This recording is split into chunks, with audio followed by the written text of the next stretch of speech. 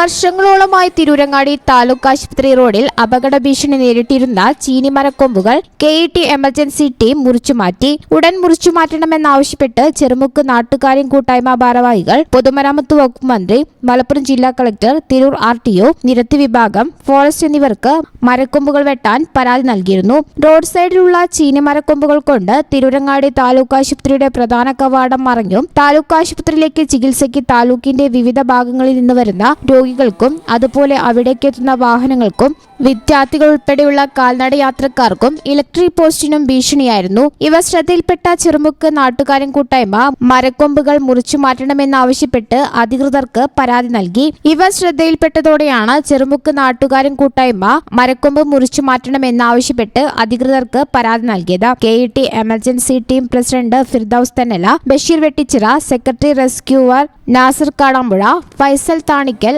അഷ്റഫ് കൊളപ്പുറം എന്നിവരുടെ നേതൃത്വത്തിലായിരുന്നു മരക്കൊമ്പുകൾ മുറിച്ചുമാറ്റിയത്. News bureau, Tirurangadi. NIPMS Academy, Nisar Hospital, Valancheri. For admission 9957 08048.